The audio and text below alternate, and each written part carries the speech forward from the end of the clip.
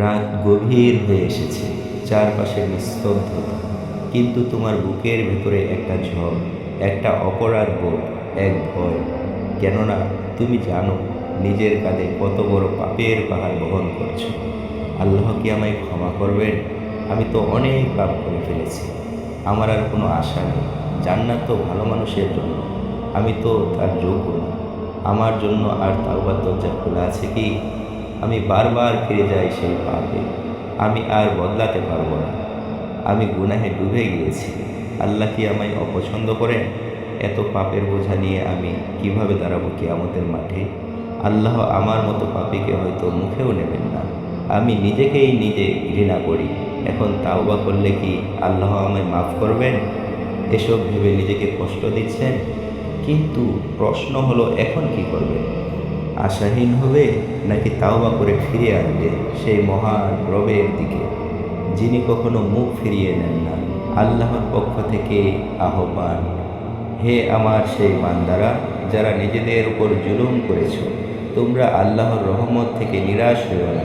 তিনি সমস্ত পাপ ক্ষমা করেন। বুঝতে পেরেছেন? এটা কোনো সাধারণ কথা নয়, এটা আহ্বান আমার জন্য, আপনার জন্য। প্রিয় ভাই বোন, আপনি হয়তো ভাবছেন আমার পাপ অনেক বড়, আল্লাহ কি আমাকে ক্ষমা করবেন? কিন্তু আপনি জানেন কি, আপনার পাপ যতই বড় হোক না কেন, আল্লাহর দয়া তার চেয়েও অনেক অনেক।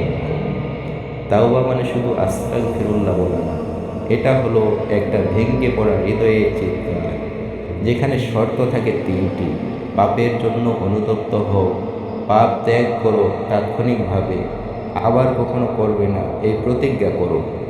একটা কল্পনার দৃশ্য কল্পনা করো তো, তুমি মারা গিয়েছো, তোমার দাফন হয়ে গেছে, মানুষ চলে গেছে, এখন তুমি একা। মুনকার নাকির এসে প্রশ্ন করছে, তোমার রব কে, তোমার দিন কি, তোমার নবী কে? আর তুমি পাপের বোঝায় তাওবা ছাড়া মুখে শব্দই আসছে না তোমার। এখন বলো, তুমি কি প্রস্তুত এই অবস্থার জন্য?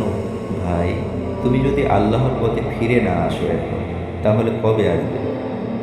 মৃত্যুর আগে যদি তাওবা না করো, তোমার সব দোয়া বন্ধ হয়ে যাবে, আর সেই কণ্ঠ হবে চিরস্থায়ী। আল্লাহ ভালোবাসেন তাওবাকারীদের। তুমি কি জান্নাত পেতে চাও না? আজ রাতেই উজু করো, একটা জায়নামাজ বিছিয়ে 2 রাকাত নামাজ পড়ো, তারপর চোখের পানি ছেড়ে দিয়ে বলো, হে আল্লাহ, আমি ফিরে এসেছি অসৎ পথ থেকে তোমার পথে, আমাকে ক্ষমা করে দাও। দেখো, সেই দরজাটা আজও খোলা, যে দরজাটা হচ্ছে তাওবার দরজা। তাওবা তাওবা করো মৃত্যুর আগে, কেঁদে ফেলো বরফ গলার আগে। আল্লাহ অপেক্ষা করছেন তোমার। তুমি কবে ফিরে আসবে আল্লাহর পথে?